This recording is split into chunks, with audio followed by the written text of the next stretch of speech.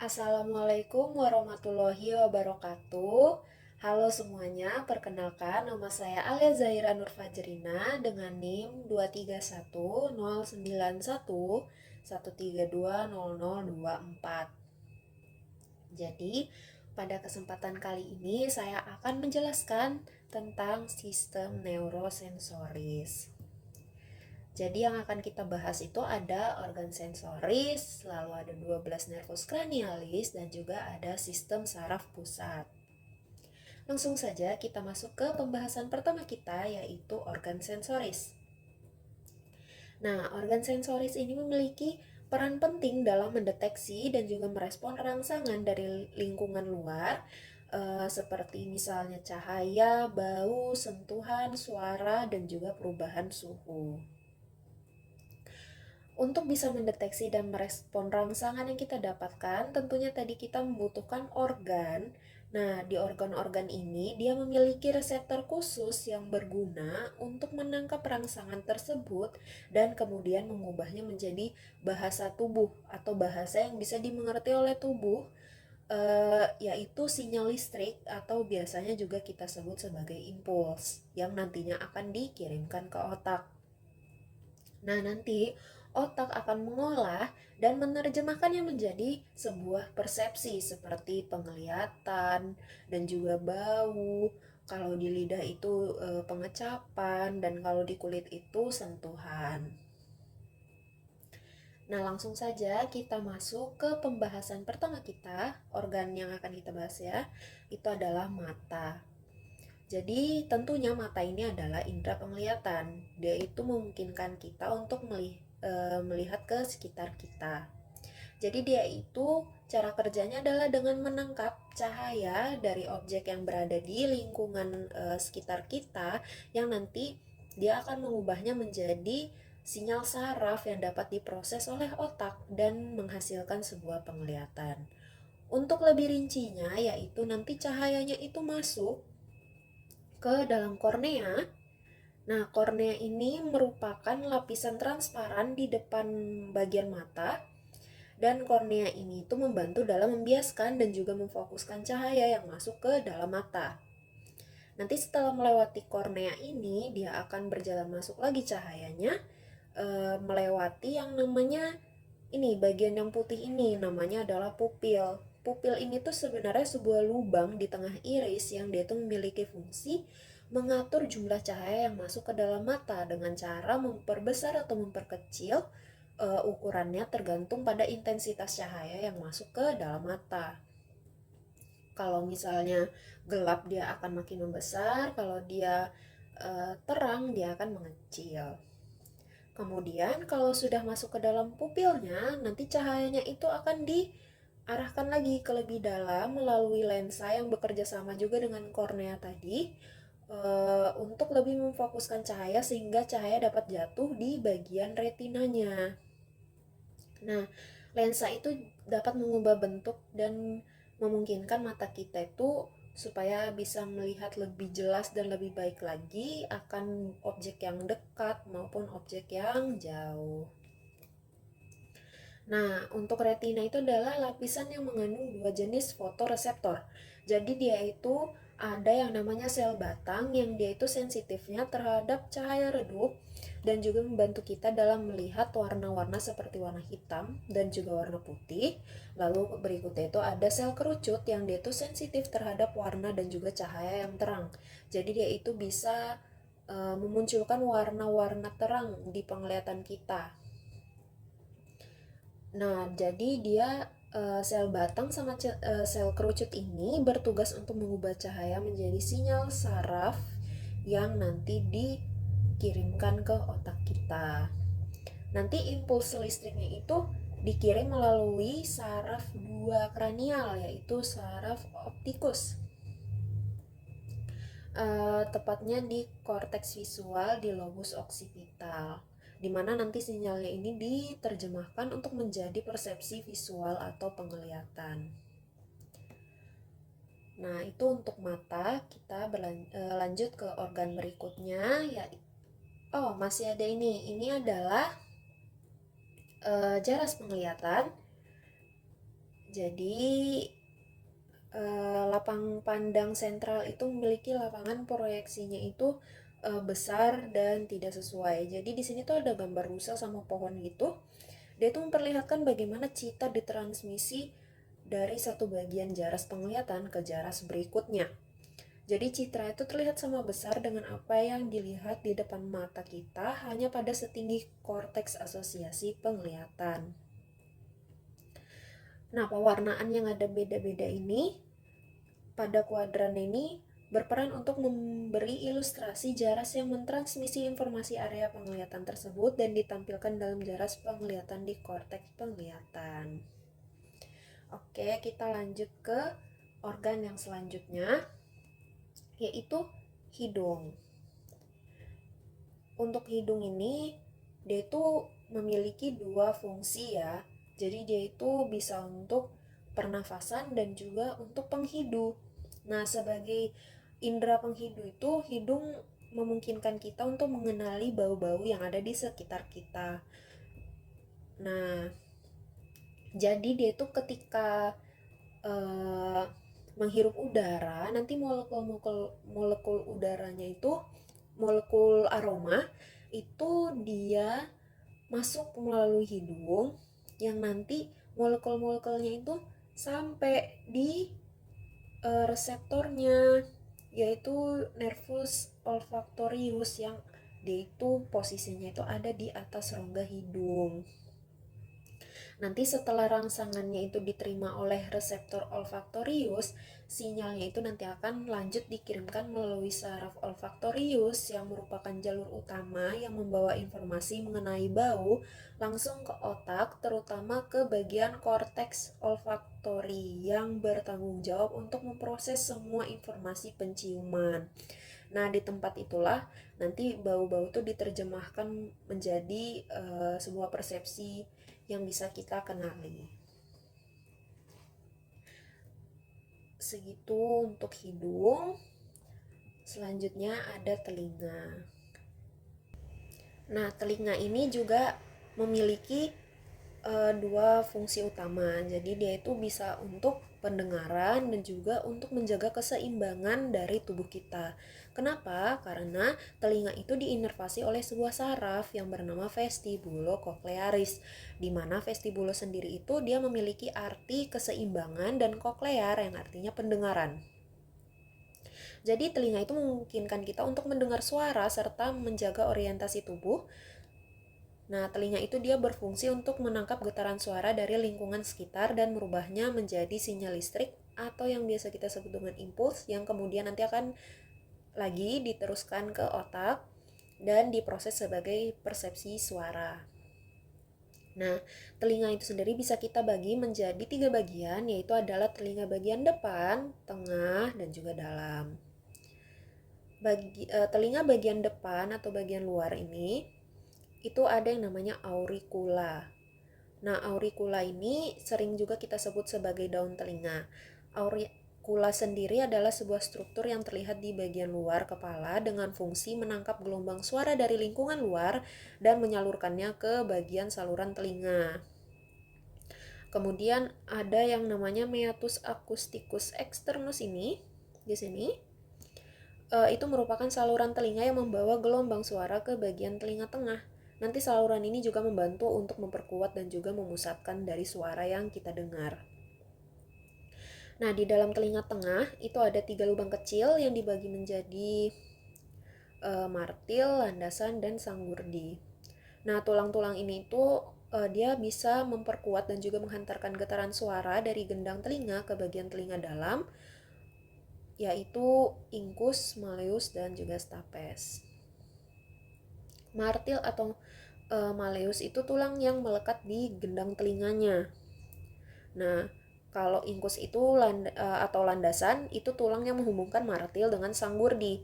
Sementara sanggurdi atau stapes itu dia tuh tulang terkecil yang ada di dalam tubuh manusia yang berfungsi untuk meneruskan getaran suara ke telinga melalui jendela oval. Nanti telinga dalam yang bagian pertama yang kita lihat itu adalah koklea. Nah, koklea itu adalah struktur spiral, dia itu berisi cairan-cairan dan juga sel rambut. Jadi ketika getaran suara itu mencapai koklea, getaran tersebut itu menggerakkan cairan dan merangsang sel-sel rambut yang kemudian mengubah getaran menjadi impuls saraf.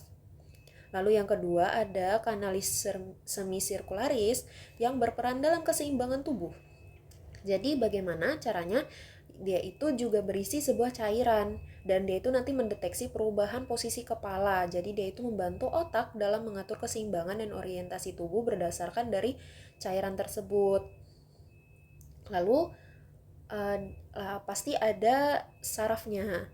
Nah, sarafnya itu nanti membawa impuls dari koklea menuju ke arah otak yang lebih tepatnya itu di korteks auditori, dan nanti di situ tuh sinyalnya akan diproses menjadi suara yang biasanya kita dengar dan dapat kita pahami. Itu untuk telinga. Kita lanjut ke organ selanjutnya, yaitu lidah.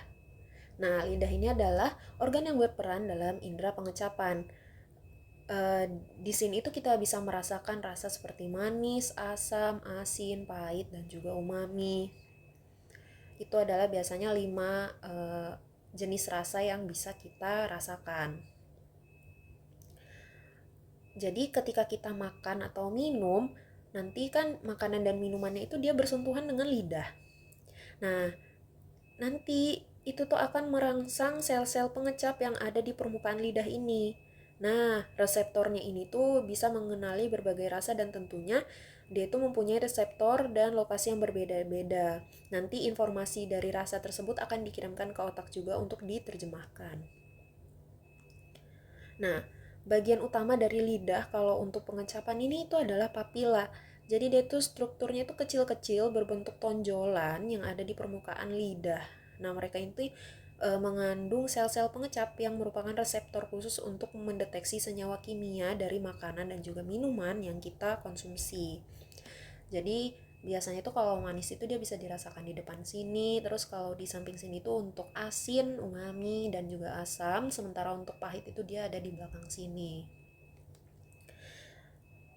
Nah, untuk saraf pengecap itu setelah sel-sel pengecap di papila itu mendeteksi rangsangan, mereka akan merubah informasi tersebut menjadi impuls dan kemudian impulsnya itu dikirimkan ke otak melalui saraf pengecap, terutama saraf kranial. Yang ketujuh, yaitu saraf nervus facialis ataupun saraf kranial kesembilan, yaitu nervus glossopharyngeus. Nah, bedanya kalau dia saraf facialis itu dia mempersarafi 2/3 anterior dari bagian lidah. Sedangkan kalau untuk nervus glossopharyngeus itu dia hanya mempersarafi 1/3 posterior dari bagian lidah yang berfungsi untuk mengirimkan informasi pengecapan ke korteks gustatori yang ada di otak. Nah, itu untuk lidah. Yang selanjutnya adalah kulit.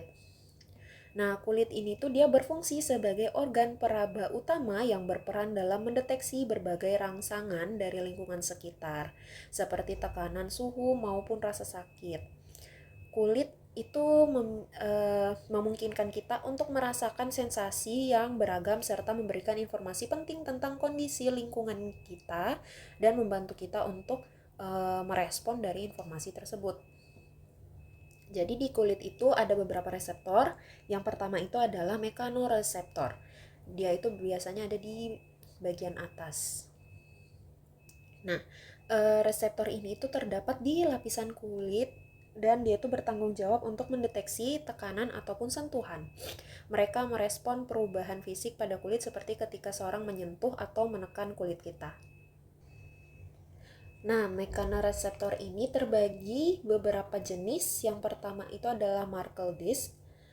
Nah, itu tuh untuk mendeteksi kayak sentuhan-sentuhan yang ringan. Lalu ada corpusculum Meissner. Dia itu mendeteksi sentuhan halus dan juga getaran yang lebih ringan. Lalu selanjutnya ada corpusculum Pacinian. Ini dia itu berfungsi untuk merespon tekanan yang lebih dalam dan getaran yang lebih kuat. Makanya dia tuh tempatnya itu agak lebih dalam di sini. Nah, selain ada mekanoreseptor, kulit juga memiliki reseptor yang bernama termoreseptor. Sesuai dengan namanya, dia itu berfungsi untuk merespon dari suhu. Jadi dia itu biasanya mengidentifikasi perubahan suhu pada lingkungan yang panas maupun yang dingin. Kalau reseptor suhu dinginnya itu biasanya merespon suhu di bawah 20 derajat Celcius, sementara kalau untuk yang panas biasanya merespon suhu yang berada di atas 30 derajat Celcius. Setelah termoreseptor, terdapat juga yang namanya nosiseptor. Nah, nosiseptor ini adalah reseptor yang dia sensitif terhadap rasa sakit dan dia merespon rangsangan yang dapat merusak jaringan tubuh seperti misalnya luka ataupun tekanan yang kuat yang sangat berlebihan. Jadi ketika dia ini terstimulasi, dia akan mengirimkan sinyal ke sistem saraf pusat untuk memberikan peringatan bahwa ada sesuatu yang membahayakan tubuh kita. Jadi tubuh akan mengambil tindakan untuk melindungi diri seperti menghindari sumber sakit. Nah, itu dia salah satu kompensasi dari tubuh untuk menghindar ataupun menghindari rasa sakit yang biasanya kita sebut juga sebagai withdrawal effect. Jadi withdrawal effect itu seperti misalnya kita akan kita nggak sengaja terpegang sesuatu yang sangat panas, itu dengan secara otomatis kita akan menarik tangan kita untuk menjauhi sumber panas yang bisa merusak jaringan tubuh itu. Itu tadi untuk organ-organ sensorisnya. Yang berikutnya kita akan membahas tentang 12 nervus cranialis. Nah, jadi nervus cranialis itu dia ada 12. Tapi dia tuh nggak cuma 12, dia tuh berpasangan. Jadi ada 12 pasang. Nah, 12 nervus ini dia akan membawa informasi, baik informasi yang berupa sensorik yang biasanya berkaitan dengan indera maupun rangsangan informasi motorik yang berkaitan dengan pergerakan. Langsung saja kita bahas ke nervus yang pertama, yaitu nervus olfaktorius. Nih, nervus olfaktorius itu memiliki fungsi sensoris. Untuk fungsi khususnya itu adalah menghantarkan informasi tentang penciuman dari bagian hidung ke otak. Nah, lokasinya itu tadi seperti yang udah dijelaskan, dia itu terletaknya itu di atas rongga hidung dan nanti dia akan mengirim sinyal penciuman ke bulbus olfaktorius. Lalu ada nervus yang kedua, yaitu nervus opticus, yang dia itu memiliki fungsi sensorik, yaitu pada penglihatan dengan meneruskan informasi visual dari retina ke otak. Nah, lokasinya itu dia berada di retina dan nanti berakhirnya di korteks visual otak. Lalu ada yang ketiga, yaitu nervus oculomotorius. Fungsinya itu motorik karena dia mengontrol sebagian besar otot-otot yang menggerakkan bola mata dan juga mengatur ukuran pupil serta bentuk dari lensa mata agar bisa lebih fokus. Selanjutnya, nervus keempat yaitu nervus trochlearis. Dia ini memiliki fungsi motorik karena dia berfungsi untuk menginervasi otot agar bisa memutar bola mata ke arah bagian bawah dan juga bagian luar. Untuk lokasinya dia sama di batang otak dan dia tuh nanti mempersarafi otot-otot oblik superior. Dan ada selanjutnya ada nervus trigeminus, yaitu nervus kelima. Jadi dia ini memiliki dua fungsi, yaitu sensorik dan juga motorik. Untuk fungsi khususnya dia itu kan nanti dia tuh bercabang nih, seperti yang bisa dilihat dia itu ada 3 cabang. Nah, nanti 3 cabangnya itu yang pertama yaitu ophthalmicus, dia itu akan menghantarkan sensasi dari mata, dahi dan kulit kepala. Nih. Nah, lalu kalau yang kedua itu dia ada fungsi maksilaris, dia akan menghantarkan sensasi dari rahang atas, gigi, dan juga sinus. Kemudian yang terakhir, yang ketiga yaitu mandibularis. Dia itu menghantarkan sensasi dari rahang bawah, gigi bawah, dan berperan dalam pergerakan dari otot pengunyah atau mastikasi. Nah, yang selanjutnya adalah nervus abducens. Nervus abducens itu atau yang keenam itu dia memungkinkan mata kita untuk bergerak ke arah luar. Nih. Selanjutnya ada nervus facialis yaitu nervus ketujuh. Dia itu memiliki dua fungsi yaitu sensorik dan motorik. Dia itu bertanggung jawab untuk mengatur ekspresi wajah, dan juga dia itu bisa mengirimkan sensasi rasa dari 2/3 bagian depan dari lidah. Nah, itu dia fungsi sensoriknya. Nervus facialis ini juga mengontrol produksi dari air liur dan juga air mata. Selanjutnya adalah nervus vestibulocochlearis. Dia itu memiliki fungsi sensorik, menghantarkan informasi tentang pendengaran dari koklea dari bagian luar telinga kita ke bagian dalam. Dia itu juga tadi berfungsi untuk menjaga keseimbangan dari tubuh. Yang selanjutnya yaitu nervus glossopharyngeus. Nah, ini itu dia memiliki dua fungsi juga yaitu sensorik dan motorik. Dia itu kalau untuk sensorisnya untuk pengecapan rasa dari 1/3 lidah bagian belakang, dan kalau untuk motoriknya dia itu mengontrol otot faring yang membantu kita untuk menelan, dan juga dia membantu dalam mengatur produksi dari air liur atau saliva dan dari kelenjar parotis. Untuk yang ke-10 itu ada nervus vagus. Dia ini memiliki dua fungsi yaitu sensorik dan juga motorik. Dia itu banyak berkontribusi dalam fungsi otonom termasuk mengontrol otot-otot faring dan juga laring. Dia itu juga memberikan sensasi dari organ dalam seperti jantung dan juga usus. Vagus ini juga mengatur denyut jantung dan juga bekerja di pencernaan. Jadi, nervus vagus ini adalah nervus yang terpanjang di dalam tubuh kita karena dia tuh mempersarafi ada banyak organ seperti yang bisa dilihat di sini, mulai dari telinga, terus untuk pencernaan juga.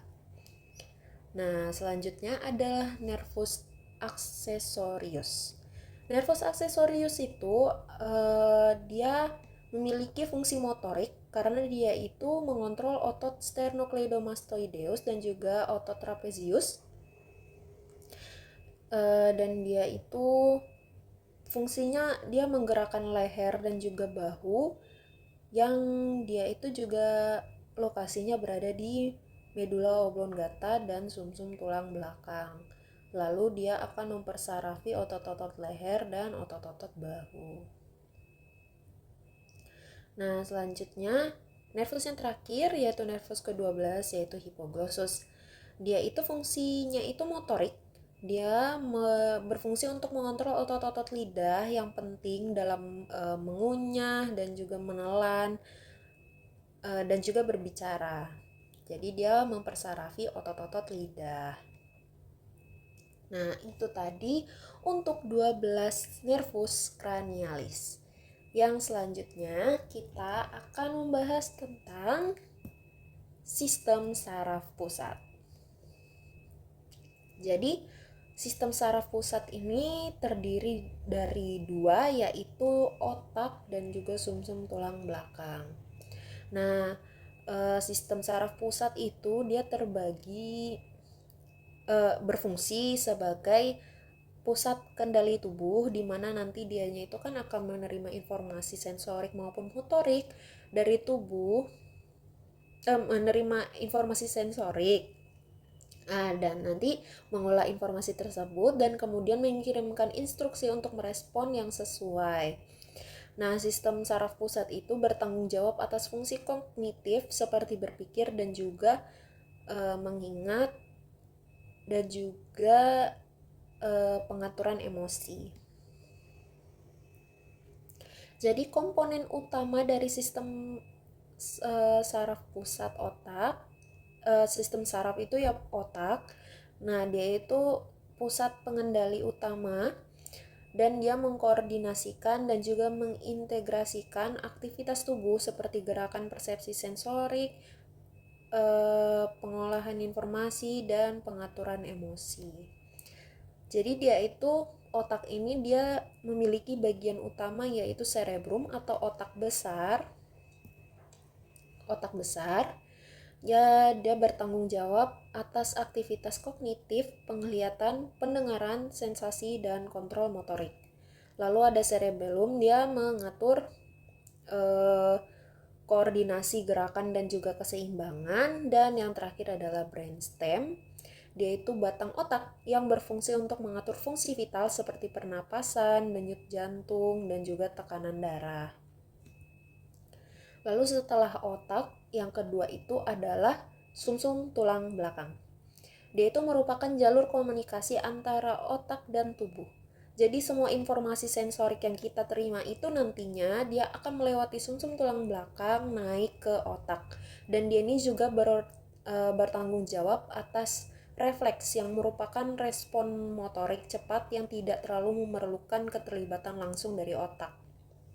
Contohnya seperti withdrawal effect tadi. Nah, kalau sudah membicarakan tentang sistem saraf pusat, kita juga akan membicarakan tentang motoric pathway atau juga sensoric pathway-nya. Nah, jadi motoric pathway-nya itu adalah jalur yang membawa impuls sistem saraf pusat ke otot atau tulang yang memungkinkan kita untuk melakukan sebuah gerakan. Nah, jalur motorik ini terbagi menjadi dua bagian. Dia itu ada yang jalur piramidal dan juga ada yang jalur ekstrapiramidal. Kalau jalur piramidal itu biasanya disebut juga sebagai tractus corticospinalis. Nah, jalur piramidal itu dia mengontrol gerakan motorik yang sengaja dan terarah, seperti menggerakkan tangan untuk menulis, lalu menggerakkan kaki untuk berjalan. Nah, itu tuh nanti dimulai dari korteks motorik primer di otak dan melewati piramida medula menuju sumsum tulang belakang di mana impuls ditransmisikan ke otot-otot yang merupakan target dari kegiatan apa yang mau kita lakukan. Untuk urutan jalur piramidal itu tuh pertama dimulai dari korteks motorik primer. Kemudian jalur itu nanti melalui batang otak dan juga melewati dekusatio atau sebuah persilangan. Kemudian ada sumsum tulang belakang yang nanti dia akan berakhir di neuron motorik bawah. Neuron motorik bawah itu nanti dia akan menghasilkan sebuah getaran. Nah, kemudian ada jalur ekstrapiramidal. Nah, jalur ini tuh dia mengatur gerakan yang tidak disengaja seperti misalnya tadi refleks dan juga dia mengatur keseimbangan.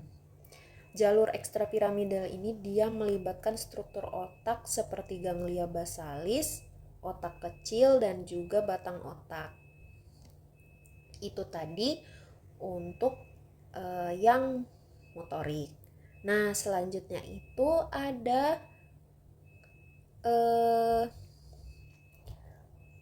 sensoric pathway. Nah, kalau untuk sensorik itu dia akan membawa informasi sensorik, misalnya dari kulit, telinga, mata, itu nanti yang kita terima itu dari sini, dari organ yang mendapatkan rangsangan, nanti dikirimkan naik ke otak. Nah, dia itu bisa mengantarkan seperti suhu atau rasa sakit gitu. Nah, jadi apa perbedaan jalur motorik dan jalur sensorik ini. Jadi dia kalau jalur motorik itu dia itu dari otak, dia dari otak dulu. Nah, nanti dia itu mengontrol gerakan sadar yang kemudian uh, dia ada dua jalur tadi, yaitu piramidal dan ekstra piramidal. Jadi dia tuh kayak sesuatu yang pengen kita lakukan, kayak berbicara, berjalan, yang begitu. Nah, sementara kalau untuk yang sensorik itu dia membawa informasi reseptor. Jadi dia mendapatkan sebuah rangsangan dulu, baru nanti rangsangannya itu ke arah otak untuk diproses, kayak sensasi nyeri, suhu ataupun tekanan atau perabaan. Nah, nanti itu dia melalui jalur kolumna dorsalis dan juga jalur spinothalamikus. Nah, jadi kesimpulannya itu adalah sistem saraf pusat itu dia pengendali utama tubuh yang terdiri dari otak dan juga sumsum tulang belakang. Nah, kalau jalur motorik itu dia mengatur pergerakan tubuh, sementara kalau sensorik itu dia membawa informasi tentang rangsangan dari lingkungan ke bagian otak untuk diproses dan nantinya akan menjadi sebuah persepsi yang dapat kita mengerti. Seperti itu. Baik, itu saja yang bisa saya sampaikan. Bila ada kesalahan, mohon maaf. Wassalamualaikum warahmatullahi wabarakatuh. Semoga apa yang saya sampaikan bisa bermanfaat bagi kita semua. Terima kasih.